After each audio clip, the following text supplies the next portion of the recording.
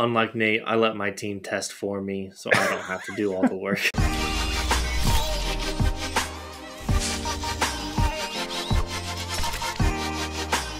Welcome to the Buylist. This is episode 58. Nate's not here, but we have a special guest. Tyler is back. He was on maybe a year ago, but he's back now. Tyler, what's new with you? What's up, guys? Tyler here. I own Righteous Gaming. Wait, I gotta do the Nate thing, don't I? Hold on. We starting over? This is not financial advice. This is cardboard. Yeah, I think you pretty much nailed it. I mean, nice. Nate has been replaced. Nice. Did you see what card it was too? There's my harmony. Oh, you can't be. Yeah, don't be throwing those around. We'll be talking about that card a little. Well, they're all over my floor right now. Oh my God, you're crazy! What a madman. So yeah, we got Nate is deep in the tank testing for gnats right now, so he does not have time doing Wolfpack things. So Tyler, thanks for filling in. It'll be fun to chat with you and get a new perspective.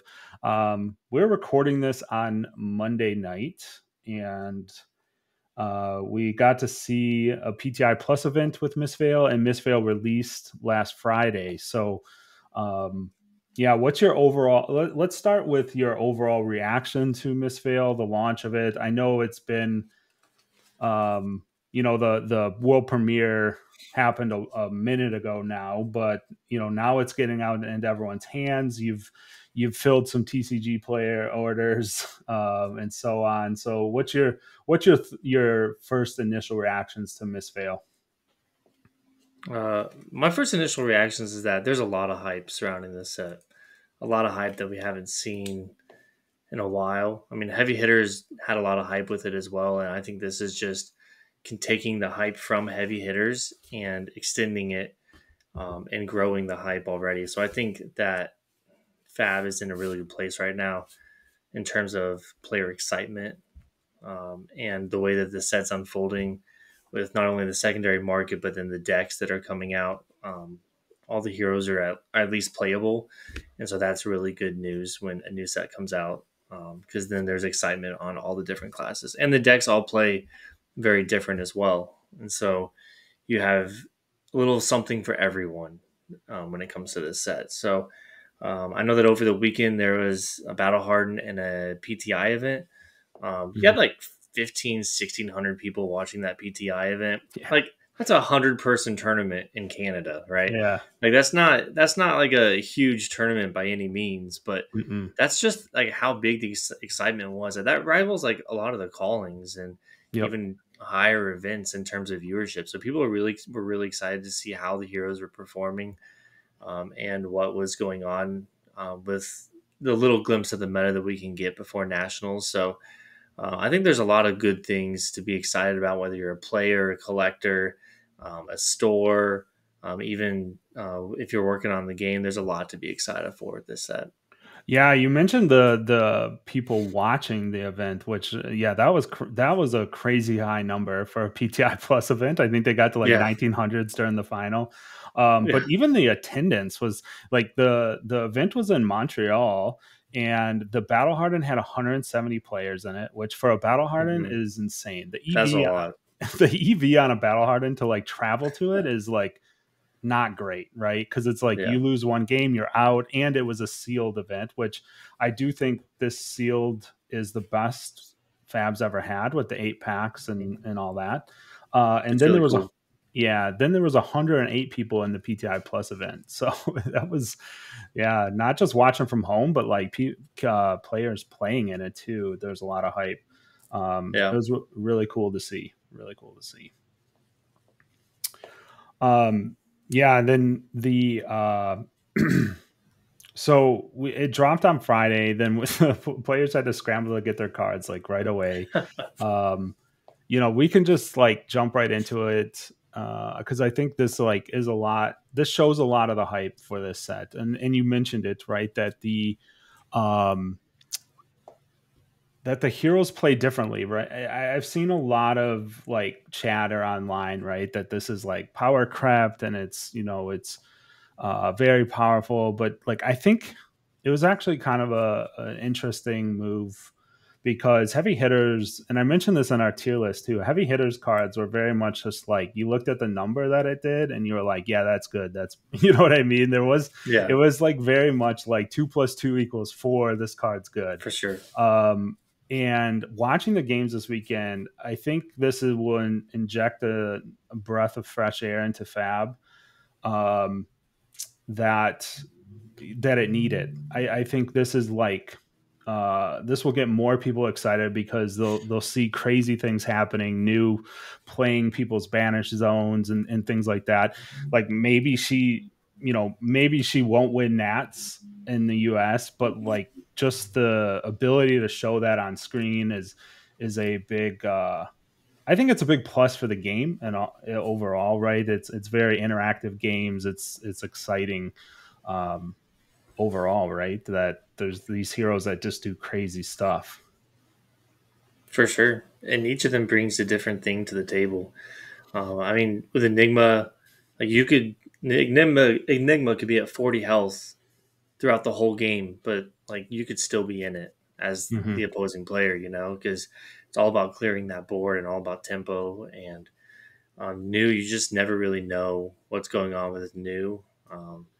I mean, she reminds me a lot of Dory back in the day, concealing her Mm-hmm. attacks. It may be a Dawn Blade for 3, but we all know it's not a Dawn Blade for 3. Yeah, yeah. It may be just a harmless attack for 1, but we all know it's not just a harmless attack for 1. So, um, and then Zen provides options to the ninja class that are different than what we have currently. I mean, Fi is just a dump out your hand deck, and Katsu, you have to have a lot of things hit. Well, Mm-hmm. Zen can play a little bit more mid range. He can play a little bit more combo heavy. He doesn't have to have anything hit to get Yeah. his triggers. And so he offers his spot in the meta comes in certain metas that the other ninjas can be weaker at. So um, each hero brings a fresh perspective to their class and to the meta game that have play right now currently. And we're seeing that. I mean, a lot of Mm-hmm. people are posting their tier lists right now, and as Yeah. much as people make fun of those, like it does give a sense of where people think that the heroes are at, and the fact that all 3 heroes are in people's A tiers or S tiers, like that's really cool. And so Mm-hmm. there's a lot of hype for that, and it's gonna be really exciting to see how nationals pans out and which one of the 3 heroes ascends to the top of the Mistveil hero list. We already had a glimpse of it with Enigma breaking into the top 8 this past weekend, and New had some good performances as well. So um, I think that also we had a shock this past weekend on which ninja did well. A lot of Yeah. people were saying are on the Zen hype train, and that wasn't necessarily the case with the top 2 seeds being Katsu. So personally, that Yeah. makes me excited, but we'll Yeah. see if that continues throughout the next month. Yeah, I think it's possible that Zen needs a little bit more brewing. Like you said, yeah, I've seen a lot of those tier lists as well, where they're putting all 3 heroes up towards the top, right? Um, and it's a kind of funny. My local Discord, Zen was doing his thing, just like 8 combat link chain links long, right? And my Yeah, local of mine just like, I hate this. And I was like, it's probably fine. And then they're like, "Oh, we need ice bat." It went all over the place. The yeah, normal kind of the reaction to just big long chain links, and then the Bravo ended up fatiguing the Zen anyways. And I was just like, "Yeah, I think it's fine." Like, you know what I mean? Like it can happen. Um, yeah. but like, I think this weekend's interesting also for the fact that like maybe there's some just some tuning and testing going on, right? And we're so close to US Nats, and there was a lot of US players there, so I think US Nats is where we'll see it shake out, I guess. I do have the before we get too far down the rabbit hole on this, but looking at the meta breakdown, right? So it was 12 new, 9 KO, and 8 Zen. Enigma was at 6, and I think That's pretty impressive, especially being what 2 days after the release of the set, right? You have to get your cards Yeah. awfully quick, Yep. and these heroes also um, don't really rely on much of the previous cards, right? They need a lot of this set. Hmm. So I mean that's pretty good. From my side, from the cards I was selling, right, there was a lot of hype around it. This weekend, jumping over to some of the cards that we saw pop off, and it's like a direct correlation.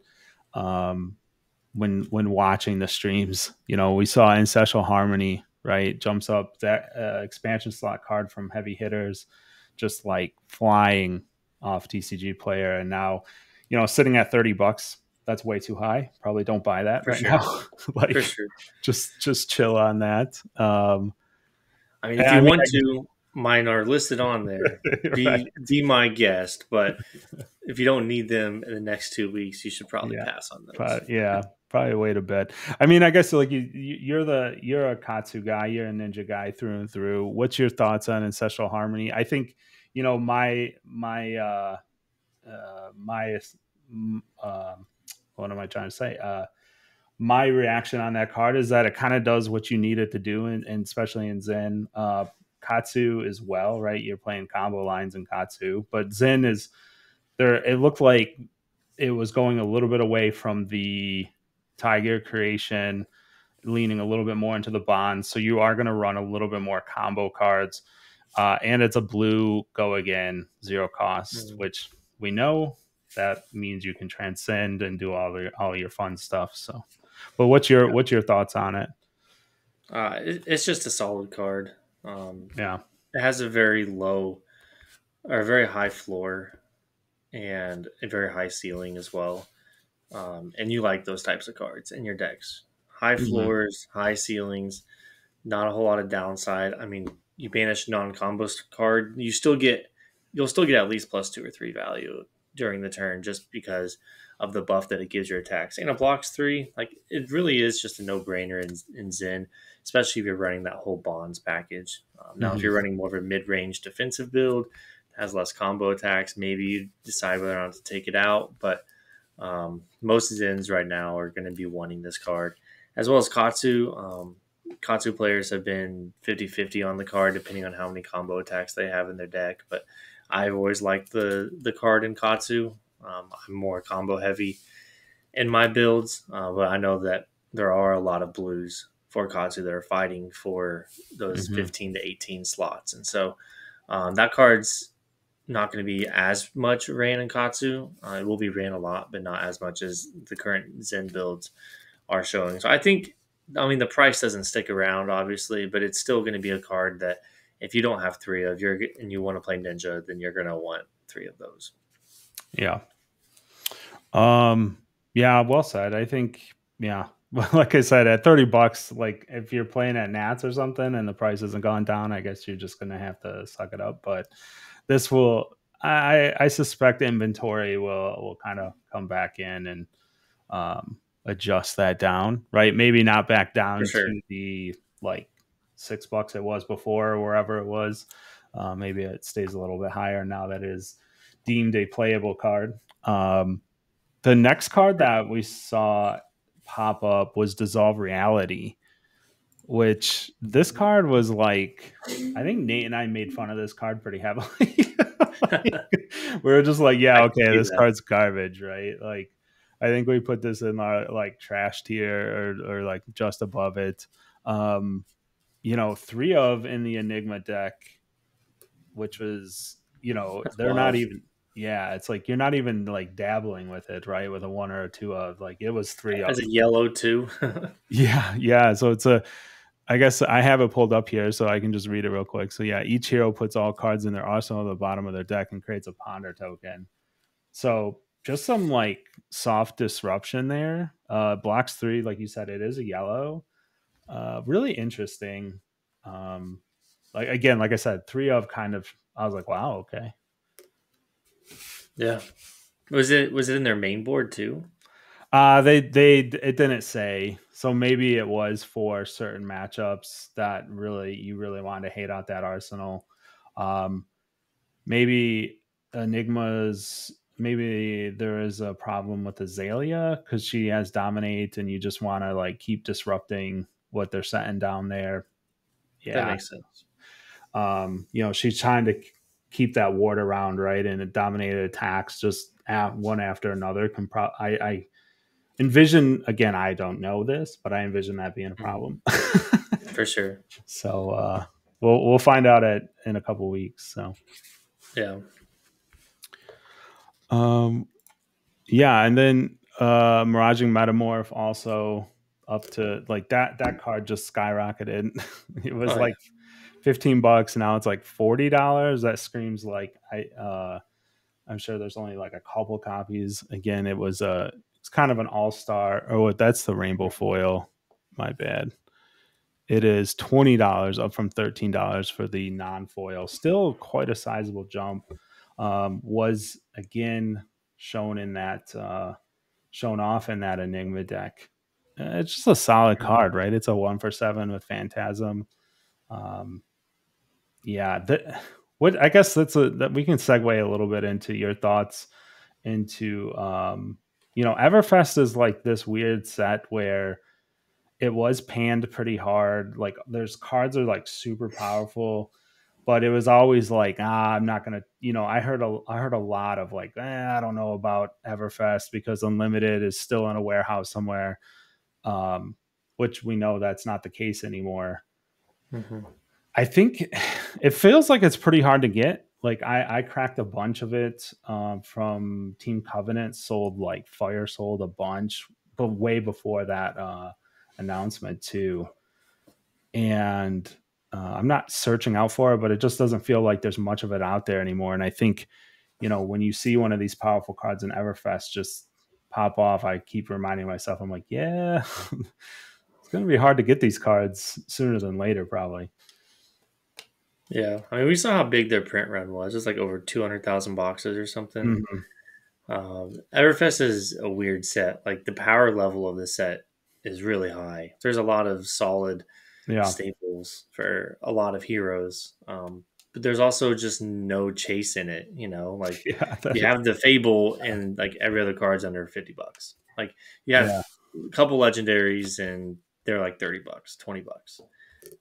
And so Everfest is one of those sets where like we are opening it not to chase anything, but you're opening it because you want solid value out of a box that you buy. Yeah. And you want some playable cards. So if you're a newer player wanting to round out your collection, Everfest is a great set to buy because it's really cheap, but Mm-hmm. also like you're not going to get hosed on a box. Like the EV of the box isn't made up on a couple of really high priced Mm-hmm. cards. The EV of the box is made up on a core solid set of Majestics, and even some rares have some value there. And so, um, Everfest is a great box for newer players to open. Like you're not going to make very much money on Everfest at all, if any, but you're also not going to lose much money because you're going to Mm-hmm. open Yeah. cards that have some value. And you with 8 Majestics in the box on average that you get, there's some solid cards that you can get to play with. I also bought that Team Covenant sale around the holidays. I think I got them like $35 a box. Yeah. It was So I low. was like, I just clicked like buy the rest, and they came in. I opened them all, but Yeah. I mean, EV is only what 50, $60 on the box, and that's Yeah. It's around that not teaches you great. low. Like, Yeah. um, but you want to buy that box sealed if you want cards to play with. Yeah. That's There's very true. few cards you need, but that's also why Majestics keep spiking out of Everfest. Um, is because the value of the box is in its Majestics, and there's a lot of them. They had a ton of Majestics, and so people just Mhm. aren't opening it much anymore. Yep. And so what's out there is kind of what's out there. Yeah. Yeah. It doesn't. It's like you bring up a great point, right? Since there's no like spikes, it's generally the EV is like almost matches the price, where it's just like, which is fine, right? It's not lower, which is like rough on some of the older sets, but um then again, I don't think people, I think, us opening, those a handful of cases, right? It's like that doesn't happen very often anymore. I think those like fire sales, like, when we're getting at like $35, it was like, yeah, okay, it's like plus 10 at the time. It was like plus 10, plus 15 on average for a box. I'll sink some money into this and then put it up on the store and sell it. But right now, if you're even, you ain't gonna go out and crack, like, unless you're like Hamel or something, right? You're not gonna go out and crack like a ton of cases to try to, um, fill that back in. So we see like Miraging Metamorph, and then Swing Big was obviously last meta's like Everfest spike card, um, We and so had this on. rounds on me spike at one point. Yeah, that's right, dude. They reprinted that card in Mystic. Did you see that? I did, yes. Dense Blue Mist, just like -1 instant, which is like, it was played out this weekend. It's fairly cheap right now, and I was looking at it, and like as he was playing, I was like, dude, that card actually, it has no block value on it because it's an instant, but like as a sideboard card for Enigma, it's like, dude, this is really good against certain decks, especially Yeah. probably in the mirror, right? If they build up a board, you can like -1 all their spectral shields coming in, and then obviously Zen, right? If he maybe someone at Nats cracks that tiger build, right, and does the 256 damage. Yeah, right. No Um, way. but yeah, there's some. I think it'll be interesting, and I guess the overall where we can kind of wrap the weekend on is just like, yeah, keep an eye on cards spiking. Um, after tournaments, I think some of these, like we both said, kind of chill on them. Don't run out to spend $30, right? It'll definitely come down as we get closer. But yeah, I think, and then this weekend was just really good. Like I know Nate and I last weekend talked about the hype around Mistveil. And I think that just continues this week. It was crazy. Like the player attendance was awesome. Yeah, I think the set's like really fun to open. I opened 2 cases for myself, and nice. hitting the marbles.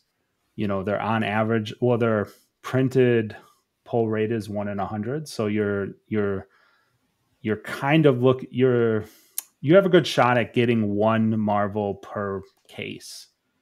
I got lucky on one of my cases and got 2, and then I got 1 on the other one.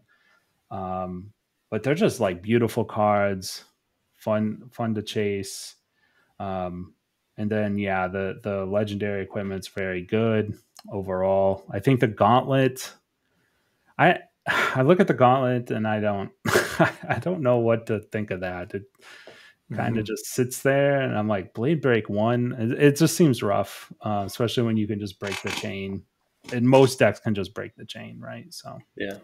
I mean, as a Katsu player, I'm happy with it continuing to not see play. So yeah, I suppose that is like, it is very much ninja hate, right? It's just like the safety valve if Zen gets out of control and has to keep that chain alive to keep his like tiger effect stacking. Interesting that they would print that card then, if it really is just like ninja, we hate you. It seems very I guess maybe just future proofing, just like Van Braces and such, right? could be.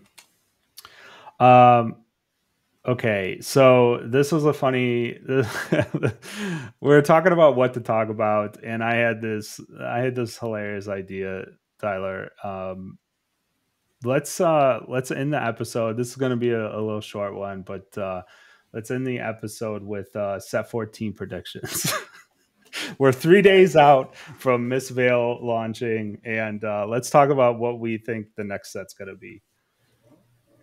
Nice. Well, I think that there's 2 main theories about what the next set's going to be that are floating around out there. You got the all wizard / arcane heavy set where either all 3 heroes are wizards, or you got wizard runeblade, maybe a new class, necromancer, something like that, or you got the Tales of Aria 2.0 set.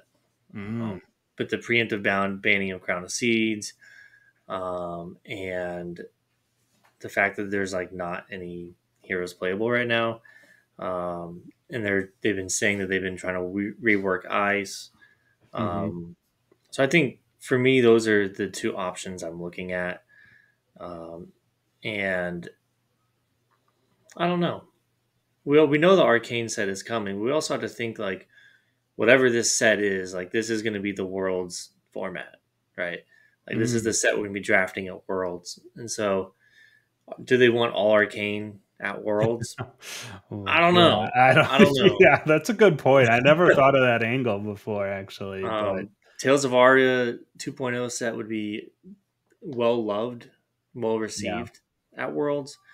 I think. So I think I'm leaning towards that myself.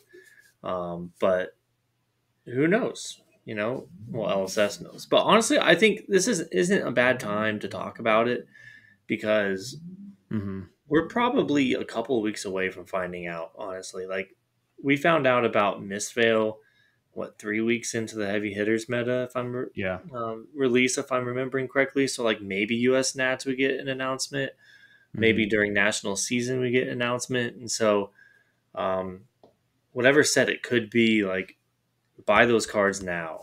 Buy your arcane cards now. Buy your hmm Tales of Aria cards now. Whatever you think you might need for either of those two sets. If you don't have them, grab them. They're at the lowest point right now because once they make that announcement, you're already too late. So yep. Yeah, grab your channel like frigids because I yeah, don't. I for think that's three. like, yeah, that's like one card that I don't know how. Like even with an ice rework, it's a blue that blocks 3. It's like this is, and it's like just incredibly powerful. I don't know how they rework it in a way where that card's still not a 3 of in an ice deck. But Right. yeah, you're right. Every time I see an announcement for the next set, I'm like, wow, that's fast. Yeah. You know what I We mean? haven't even So enjoyed this set. I know it seems like, which is cool. It's like more hype. So just realizing while you were talking that the last time you were on last year, we did a predictions for, was it Dust Till Dawn? I think It it was was. for heavy hitters. I remember Was talking it? about heavy Oh, it hitters was for last heavy time. hitters. Yes, and you had a pretty good track record, so maybe you're onto something with the arcane. Yeah, that's a tough worlds format. I don't know if they can.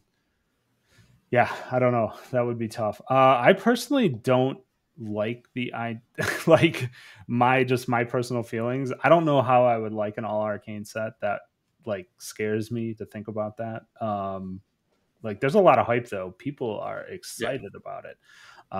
My theory is that, so if we're going to new locations around the map, the only place I don't think we've been necessarily that's named is the Savage Lands, which I think heavy hitters is pretty close to the It's Savage close. Lands. Yeah. It's close enough for now, I think. Uh, you guys, everybody that watches this channel knows where I'm going with this. I've tweeted it out. I think we go to the Demonastery, um, and we get Runeblade, maybe a new Shadow Brute, maybe Necromancer, or a like Shadow Wizard or something. A wizard in a way, maybe the talent helps them kind of lock a wizard away from Kano, or like they can print Shadow Wizard cards so that Kano doesn't get access to them and just ruin the game.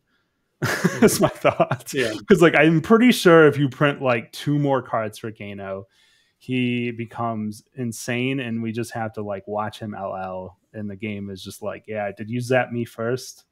Um, so that's kind of my like. That's not even my. I guess that's not a prediction, Tyler. That's just my like hopes and That's your dreams. hopes. That's your So, hopes and dreams.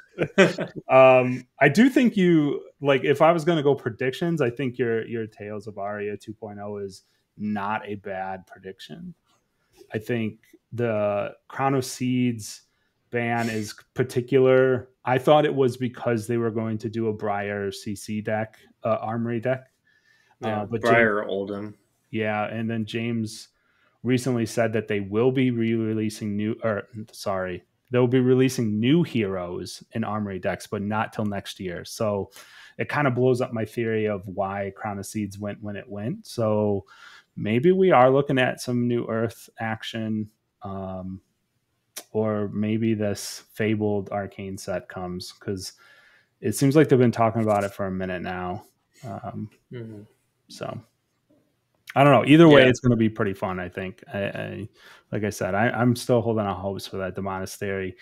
Uh, there's got to be a Rune Blade in the set, though. There's got to be a new Briar at least, right? at least. Come on, we need a Rune Blade back in this game. I know you do not want to hear that. We go back and forth on No, this, but come on, I come on. mean, I just want to see if that is the case. I want to see Earth and Lightning get better. I mean, Lightning Yeah, was great right away, and then Ball Lightning got banned, and just like no one focused on Lightning after that. yeah. There's a And lot then of Lightning cards that just like didn't get played at all. Like Channel Thunderstep is like a card just lost the time. Like it didn't make a deck yeah, ever. It's not great. Like I don't think I don't know what could make that card good, but like it was unfortunate that the two other channel mounts were like or the two other channel cards in that set were just absolute bangers of cards. hmm Uh exactly, yeah. yeah. Um Yeah, I was really sad when that happened, and then Briar getting eroded, which she needed to get yeah. eroded, but there just wasn't a lot of freedom for players to explore that set to its fullest because of how quickly all the bans and erratas happened, and so having it being redone, giving it to us for a world set. I mean, in my opinion, Tales of Aria is one of the top three draft sets that FAB's ever made. It is very Uh, very good in draft. yeah, yeah, yeah, it wasn't a bad draft experience. I felt like it was a little Lexi felt really bad. Like Lexi could just get like I always used to joke that if you wanted to win as Lexi, if you wanted to 3-0 as Lexi, you had your best card you could draft is Turn Timber. like Yeah. because the old him will just always fatigue you, especially if no one else like cuts the old him. But to I guess I'll step back on like the mechanics and say and admit that like Tales of Aria drafts has been some of my like fondest memories too. Like I've had like really fun drafting Briar decks at times. I'm mostly looking back thinking about it right now. I drafted a lot of old him. It was just like he was fun to play and like I didn't win like everything, but like there was some times where it was just like, yeah, you let me have too many turn timbers, I win. Yeah, Um, for sure. but yeah, I never thought about it the angle that you just said, right? That it like it moves so fast that um that the set just died very quickly.